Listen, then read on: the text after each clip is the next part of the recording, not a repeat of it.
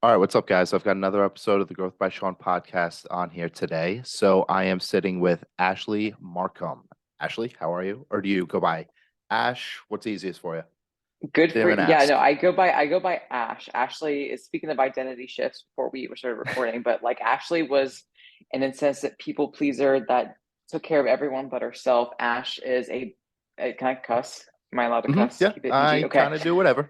All right, cool. He's a badass motherfucker that still cares for people, obviously, since I'm a coach, but I am no longer in the mood for martyrdom and self-sacrificing to make others happy. So I first need to take care of my own vessel before I can even take care of others. So Ash is my preferred name. Okay, so how about we start there? How did that happen, and when did that shift start to happen for you as a person? I think that's a Yeah, great, just easy segue. that's a great question. I mean, kind of getting back into people pleasing and being a yes woman. I had a kind of a rough childhood. Broken family home. Mom was really sick. Kind of grew up like lower to middle class, so didn't have really education on, health, nutrition, anything like that. And although I was always athletic in sports, I was very, very overweight. The highest I've ever been was like 250, 260 pounds, and I'm 5'7". And so, there's no way around that. It's not being big boned. I was just fucking fat and I wasn't healthy. Um, and you can blame the healthcare system, you can blame the school system, you can blame my parents, but at the end of the day, like none of the finger pointing matters. It's accepting ownership over my actions as well. And so, when I got out of a very broken relationship when I was 16, I was like, well, what do I do? Because I was told I was nothing. I was told no one would want me. And being still a child, especially being in school where you're trying to figure out your identity and what the fuck you want to do in college and stuff like that. It's like, well, the only thing that we had at the time was like, we had Tumblr and we had magazines. This was kind of like before MySpace was really getting big and Facebook. So I'm dating myself just a little bit here. But I was like, oh, well, everyone's happy because they're skinny and there was salad. So I was like, oh, well, maybe I should just lose weight because it'll make me happy, right? Being thin and skinny is happiness. And so having no education, I downloaded my fitness pal. I tried all the fad diets. I was like, what is Beyonce doing to, lose 20 pounds in 2 weeks? What are the Kardashians doing? How can cabbage soup help me lose weight? And so I did all the fad diets, gained, lost, don't need to rehash that. But then I found what worked was being consistent with tracking using my fitness pal. And so I was like, oh, if I eat less, I lose weight.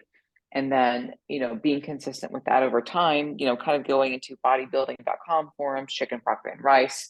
So kind of doing the tracking thing and being like that bodybuilder type lifestyle as a kid, taught me some valuable tools. But at the end of the day, me being the type A personality where I want to control everything, especially because as of right now, you're getting all of these things are out of your control by having these identity shifts, like wanting to graduate high school, going off to college, leaving your family, like essentially becoming an adult and trying to create a future for yourself. I felt like my life was out of control and I was very stressed and overwhelmed. But I gravitated toward the compliments. So when I first lost my first 50 pounds, people were like, wow, what are you doing? You look amazing. And I got addicted to the compliments, And so I was like, oh, well, if I look good losing 50 pounds, what happens with another 50 pounds? So I lost another 50 pounds. Well, what happens if I lose another 50 pounds? And so I lost another 50 pounds. We're talking like 150 pounds, give or take a few pounds, depending upon the day, in less than a year. Wow. And if you know anything about health and fitness, that is far too much weight to lose Hmm. in such a short period of time. And so, I was knocking at the door around like 120, 125, depending on the day. So I guess more 125, but still, like that's still a shit ton of weight to lose. Not to mention, like, yes, I was on hormonal birth control and I lost my period. And so it's like all of those things were influencing how I was developing as a female, and talking about like the mental health and the hormonal shifts that I was experiencing. It was awful. Like it was just absolute hell. And then that obviously developed into binge purge eating episodes because I was eating, less than an apple and a chicken breast a day because I was like, well, what do I do? I need to lose more weight so I get more compliments. And obviously, grad parties start happening and, you have the cupcakes and the burgers and stuff. And I just snapped. Like I could not control these feelings of hunger, like a severe hunger that you would not really understand unless you had been anorexic and unless you had developed eating disorders. It was an ungodly hunger because I had starved my body for so long. And obviously I gained a significant weight back, like maybe like 30 to 50 pounds. And that had stopped my binging. But because I was so embarrassed, I was like, well, I need to become this health person. So I was like, well, let's be an exercise person. Let's really get into running and lifting weights. And I was combating the binge purge episodes with severe cardio. We're talking like, 50 miles a week running. We're talking like 75 miles a week biking. Like lifting weights sometimes twice a week, just combating binge purge and excessive exercise. And I was doing it for the sake of, fitting into this mold of, oh, I want to be the health and fitness person. So I went to school for exercise physiology.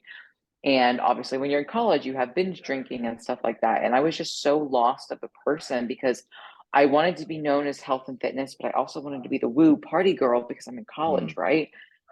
And I was just so fucking broken and lost and scared. And although I was, dating a wonderful man and, I ended up marrying this wonderful man, I was trying to find identity in making other people happy. And I was just fucking miserable. And so even when I got into the bodybuilding realm, I became obsessed as a bodybuilder because I wanted people to accept me and love me and give me a home because I had no home to go to. And it honestly wasn't until probably this year where I have fully adopted the identity of being Ash Markham because Ashley was the self-sabotager, the martyr, the girl that restricted out of self-hatred and self-loathing. Whereas Ash is the person that puts herself first because I want to be a leader in the health and fitness industry and in bodybuilding because you can't take care of others effectively if you're not first taking care of yourself. And it's important to assume that leadership role and take it seriously.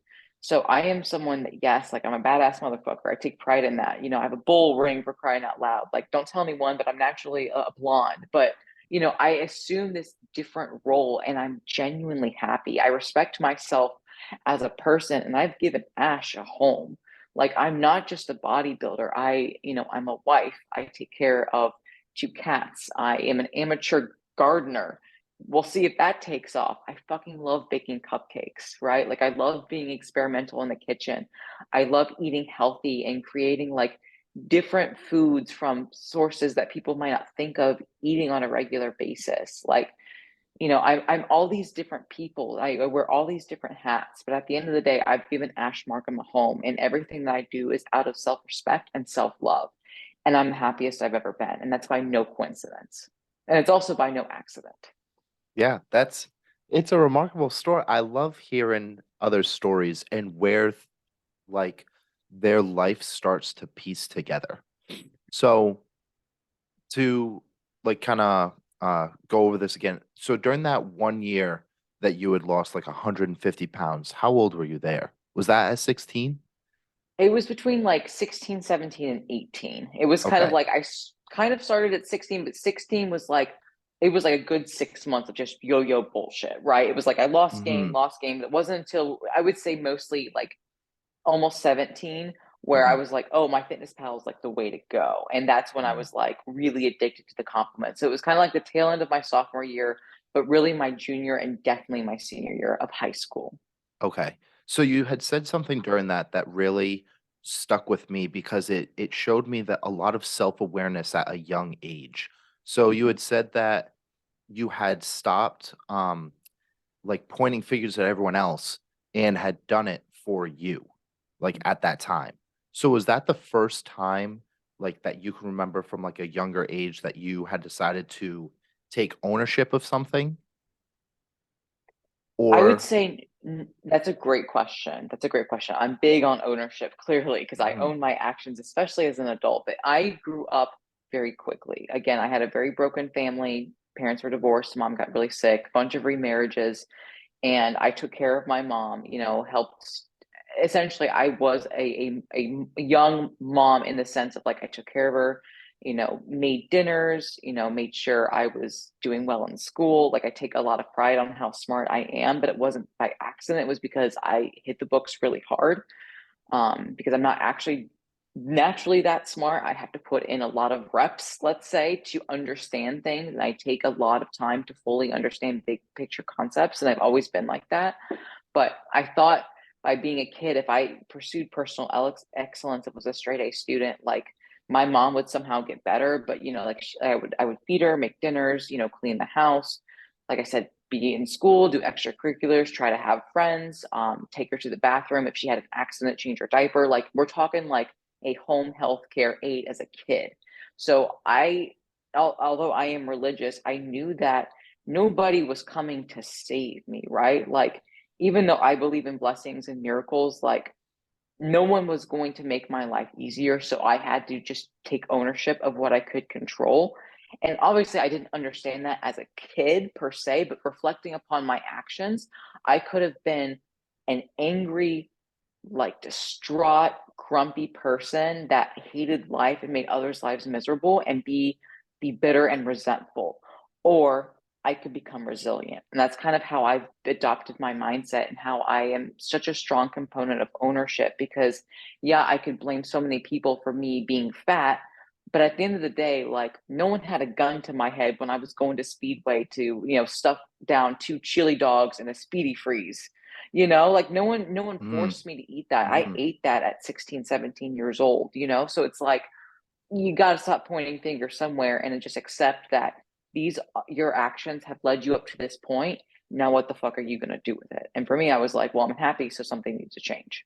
Yeah, I love to see that for, like, someone because, like, I'll relate it to, like, for me, when I look at this, like, at 16 or 17, when I was overweight, I didn't have the self-awareness to be like, "Oh, this is my own actions." I just more thought, I'm just lollygagging through life where I'm like, "Oh, I gotta lose weight. Who did this? How did this happen?" Things like that.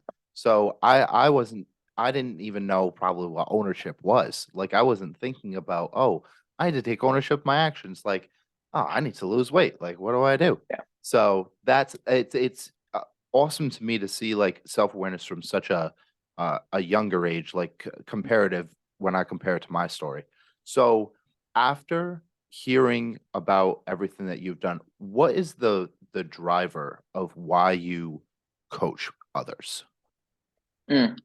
And that definitely stems from my struggle with eating disorders because when I finally got better and suffered with anorexia, binge purge, bulimia, and then even orthorexia for a time. And for those of you that like maybe are unfamiliar with those terms, like anorexia is like an incessant restriction on food and like be constantly like hyper aware of how much you're eating, obsessive with food, but not wanting to eat food because you're scared to get fat.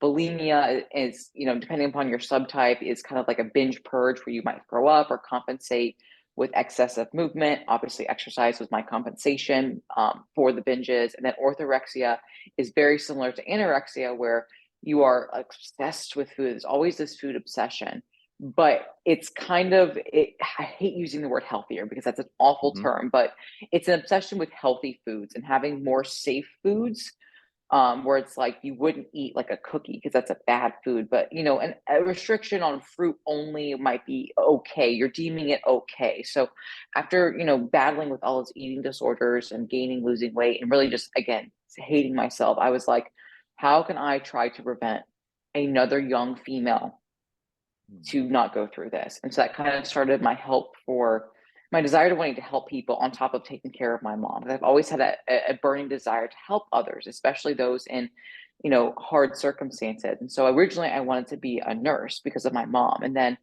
I decided that I didn't want people to get to this point. So like, what could I do instead? So then I decided to do the preventative exercise physiology route.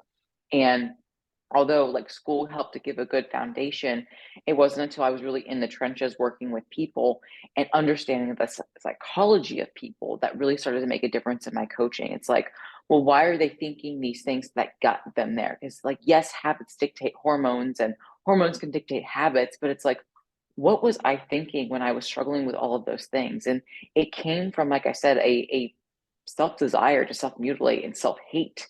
And that was the fuel that was burning.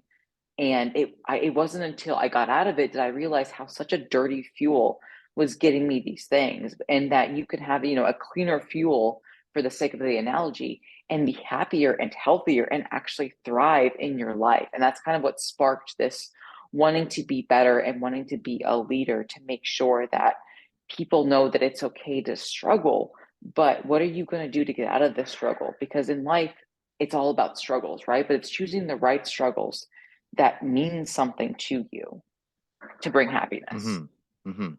So, let me ask you this now. When throughout coaching so many individuals and the coaching relationship that you have with clients, how did you start, or was there ever a time where you were coaching someone and you found yourself going back into a pattern of Ashley, where you might be looking to just people please them in a sense versus try like doing what's going to benefit them the most? Like, where is that line for you? And like, how do you overcome that to have a better coaching client relationship?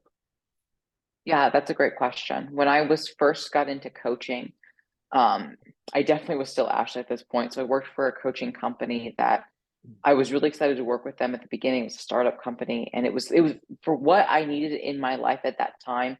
It fit the mold. I was, vegan at the time because again, it was another control thing. I wanted another community to accept me, especially being like vegan fitness. That was like talk about a small niche. So I wanted another family to give me a home, right? And I found this coaching company, and I was really excited about working with them because I was their first assistant coach, and you know it I viewed it as like having all these athletes and really not understanding hormones, really just being a macros coach and a meal plan coach and a cardio coach. Mm, I really wouldn't call what I did coaching at the time, even though I was an assistant coach, just because of like the lack of knowledge that I had. But I definitely put others before myself, and that actually spiraled into a big depression storm because during this time, especially when it got really bad, I'd just done my first bodybuilding competition. My hormones were a fucking mess. My husband was put on night shift, rotating shift work. So he had first shift, second shift, and third shift all within a month, and it would mm, rotate. So as someone that like got used to sleeping with someone in their bed for years on end, to now like sometimes I see them, sometimes I don't. Like it was interfering with my sleep schedule on top of, me burning the candles at both ends with my training and then also my job. I was not sleeping. And I'm mhm, not talking about like 4 or 5 hours. No, I'm talking about I would be awake in bed, eyes open, not sleeping because I was so wired and so exhausted, but my brain would not shut off. And that spiraled into a deep depression where, I had such a burning desire to want to end my life. And it wasn't because I wanted to die, but it was because life was hell. And I told my husband there was one specific day where he was about to go leave for work. And he's like, like, I hope you have a good day. And I was like, sweetheart, like, I'll be real with you. I can't promise you that you'll have a wife to come home to. Like, sorry, it's okay. like it was awful. It was the worst experience I think of my life, and I never wanted to go back there. And so, thankfully, he stayed home from work, and we got him to be able to go on a day shift, and that helped immensely. But it wasn't until I was doing this to myself, right? Because like I said, I was training for the sake of like mutilating my body. I was like, but in the sake of like, oh, wanting to be the fitness person again. And then I was like coaching over 70 athletes, and our check-in process was phone calls and like, talking to 70 people on for 30 minutes a week. Like hell. It was hell because a lot of these people like were paying large sums of money, but not really wanting to put into the work. So it wasn't even like a great relationship from the get go. It wasn't like I interviewed the athletes, I was given athletes, So sometimes it wasn't a good personality fit. So, I would be on the phone call with these people for 30 minutes at a time, maybe 5, 10 minutes break. And during those 5, 10 minute break, I would be sobbing. I would be sobbing because I was so overwhelmed and so broken and not and hating my job and hating my life that like all I could do was cry. But as soon as I had to get on another phone call with an athlete, it was like a light switch being flipped. I was like all happy and bubbly, but it was so fucking fake. And I eventually left that job. I had to leave. I had to quit because I was to the point where like, even though I was on antidepressants, they were fueling my suicidal thoughts because of the age that I was put on Wellbutrin. One of the side effects was suicidal thoughts and actions, and so it just perpetuated this like incessant need to want to end my life. And so I had to step away from coaching, and eventually I got into therapy and got off antidepressants, and I started to heal. But I had to let Ashley die. I had to let that girl go because I was either let Ashley die or let my earthly body no longer be in existence. And to me, like, my husband doesn't deserve that. My family doesn't deserve that. I don't deserve that. So I had to put myself first and put my foot down and become Ash, the girl that you see, the woman that you see in front of you now. And it was the best decision I ever made, but it was one that was so fucking hard to do. But I am so glad that I made that decision. Let me take a breath there. Thank you. That's you're awesome. You're fucking Thank you. awesome.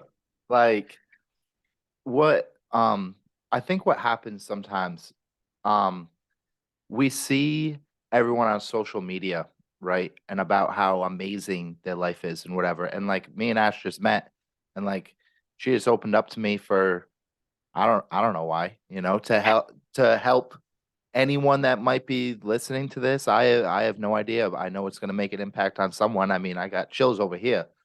But I think this is just like a very powerful, just like moment in time for me to go and see someone of how you act right now and the person that you are versus I could see the emotion that you just had where that person that you were, you really needed to change and let die off, Yeah. versus who you are now, which is just like this, the energy is so different from that to right now, even though we don't like personally know each other. We're just doing a small interview. I just, hey, you want to come on my podcast and like shoot the shit, and then here we are. I think it's just, it goes to show that everything that you see on like this moment of time on Instagram or whatever it may be, right? That is net. It's as much as you want to make it the person, you'll never know how that person got there fully until you go Yeah. and chat with them. Or, even then, I will still never have the same like that emotional journey that Ash had telling me. I'm not gonna live that journey, you know? Mhm. So I think it's just really cool to see overall, So I just wanted to thank you for sharing that, and like just Yeah. it's awesome to see like the person that you are. So Absolutely. Everyone on Instagram shows their highlight reel because that's all social media is. If it's fake bullshit, and I hate that. I give Instagram and Facebook a lot of props because without it, I wouldn't be able to be an online coach per se. But everyone is so fake. We use filters, editing software. Some people just become characters of who they want to be. And although I can't control or speak for others, I refuse to do that on my page. Like, my page is real.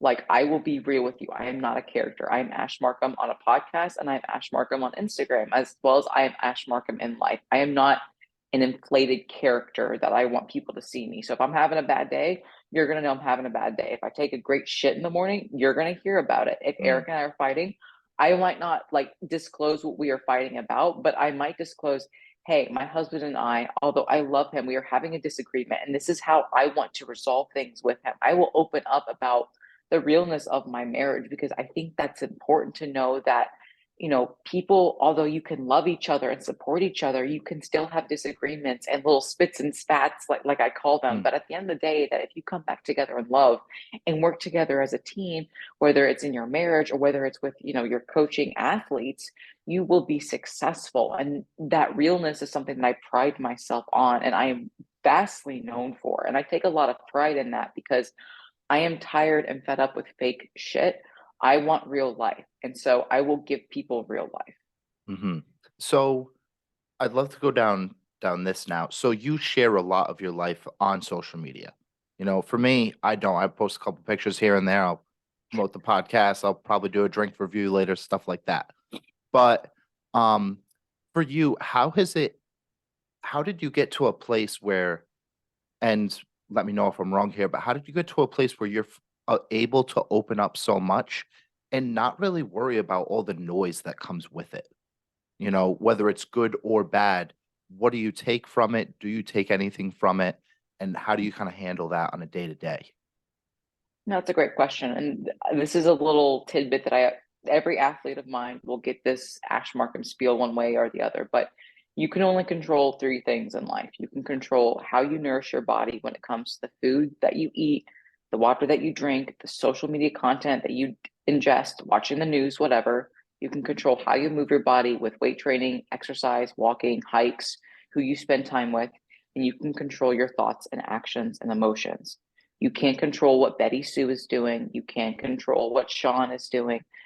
You can only control what you do, right? So you have to have ownership over those things. And so for me, I would much rather be real with people and be honest with people because I believe people crave that level of honesty and intimacy because we live in a world that's fake with filters, you know, plastic surgery, stuff like that, which again, I have fake tits. Like I own that. But here's the deal. I'm not going to lie to you and be like, oh, hey, like these are God's gift to me. Like, no, these are Dr. Sunny O's gift because I bought them with the money that I've made with coaching. Like, again, I will Hmm. be real because I know people are fake. And so for me, it's like, I can, again, go back to being Ashley and, worry about what people think about me and try to please them, knowing damn well like what that caused me, the amount of pain and grief and turmoil of wanting to again take my own life or be like, hey, this is who I am, this is what I believe, these are my core values, this is what I think is right, and I will tell you. And if you don't like that, that's something that you get to control. And so you can either unfollow me, you can give me a piece of your mind, and I will listen to you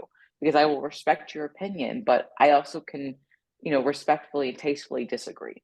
Now, am I perfect with that? No. Sometimes I'm a piece of shit, just like Hmm. everyone else. I try to be good and I try to do more good than harm, but I fuck up too. Like there's sometimes I can be in a bitch mood and I might tell someone a piece of my mind, but at the end of the day, I also have to, if I'm able to, apologize to that person but also be like, how can I not get there in the future? Because again, we should not be just mean to each other for the sake of being mean. You can have disagreements and you can, butt heads, but at the end of the day, like you should still treat each other with respect. So for me, it comes from a place of respect and wanting to do the right thing and doing what I deem is good. Hmm. I want to there's a reason I asked that question, and I'm really happy with the answer because this is to show I like to show like throughout the podcast someone's story in like X moment in their past and where they are now, and they had to go through what they had to go through in order to get to here. Because when we started, we talked about how Ash was um all about the compliments that she received, right? Mhm. And now, like, you're a larger, I want to say a larger social media presence. I don't know. It just sounds right. But um, now I asked that question because the values that you hold, none of them had to do with like the external from anything. You know, you went from a place of, okay, I like all these compliments. And now if compliments were to flow into your DMs, I think that it would make an impact, but it's less there's less noise to it now, you know? And I think that if you didn't go through what you went through there, you wouldn't be to the point or the person that you are now. You know, there may be a spectrum with it, but I think that's like this hero's journey that I like to see and almost, you know, I didn't create it, you created it. But show others that no matter where they are right now, that most likely they're going through it for some type of reason. You just don't really know it yet, you know, and in time it will then show what it's supposed to mean. So I just wanted to Exactly. express that. But so do you have people no, that's not the question I wanted to ask. Um the other thing that I wanted to touch base with was what did I want to touch base with here? Because I only have time for one more question.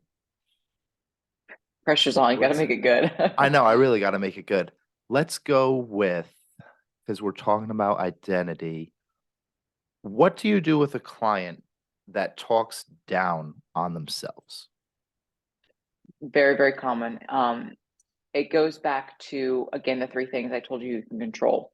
Usually clients that are excelling in the first two, the nourishing their body and nourishing or controlling how they move their body, they lack number three, which is their attitudes, actions, and emotion. So it's like, one, it's kind of digging into the psychology a little bit. Like, what does putting yourself down do for you? Does it make you work harder? Like, does you really need that self-hatred to fuel your workouts? Like, is Mm, that how the legacy you want to leave? Is that especially the example you want to set for your children? Like, I'll be real and honest, like I'll dig in deep to those people because like mhm, I've been there, and it's not a fun place to be. So it's like getting them to realize that they are more than just what their body looks like. It's mhm, what their body does for them and what they can do for their body, because it's getting them to recognize and respect their personhood. Being like, you're not just a bodybuilder. You're not someone that just like tracks macros and throws heavy iron around the gym. Like, you are someone's mom, you are someone's wife, you are someone's husband, like brother, sister, daughter, whatever. Like, what else do you like to do? Like, this is where I'm like, what do you like to do? What did you do before working with me? Like, as mhm, long as it's not like hiking a billion miles or like getting shit faced with drugs and alcohol, like, do you like crocheting? Do you like, fishing? Like, what can we get you to do to focus on so you can have a life and be a person outside of what we're doing together, and bringing that level of, again, self awareness to other things, not just being like, grabbing a roll of fat, which we all fucking have, no mhm, matter how lean you are. It's like being more than just your body and being like, again, respecting that level of personhood. And that's hard. And it's something that, I encourage people to explore with a therapist, because I think therapy is absolutely wonderful if you're able to get and work with the right therapist. But being more than just your body is so really, really important, especially in my space as being a bodybuilder, right? Because mhm, body and building is in the name, and people, all they want to do is build the body or, get dick shredded lean. But like, what are you doing else with your life? Because at the end of the day, there's going to be a time when you hang up your posing suit and you hang up your posing heels and your trunks, and you will be left with your body. So, what are you going to do with it? Who are you going to be? What legacy do you want to leave? Because your actions, your core beliefs will dictate that. And I want to be mhm. someone that was known for her heart and her leadership, not someone that was just like an IFBB pro with a good Mhm. ass. You know what I'm Yeah. saying? I want to be more than just that. Okay. So I think that with coaching, there's a certain amount of like therapy like that you need to do just on like a connection base, like just on a person to person level. Like Mhm. it's hard to just give someone some type of plan, have no communication, and then like just they'll just follow it blindly. Um, where is the line for you where you draw of this is where I can help this person, this is not where I can help this person anymore?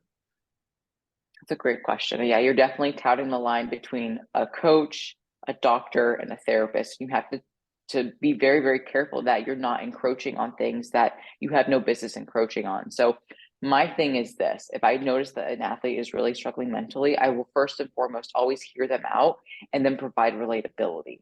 Be Mm, like, this is like how I struggled and I overcame it. Again, mhm, I am not wrong with my data because I can't argue with my life. Like, my mhm, life was my life. So I will provide that relatability and provide that empathy.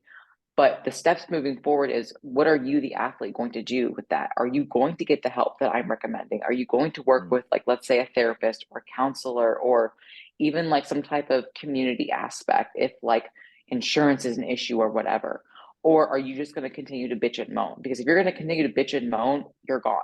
Because I mhm, can't absorb that energy. That's not fair to me. I am not your mhm, therapist.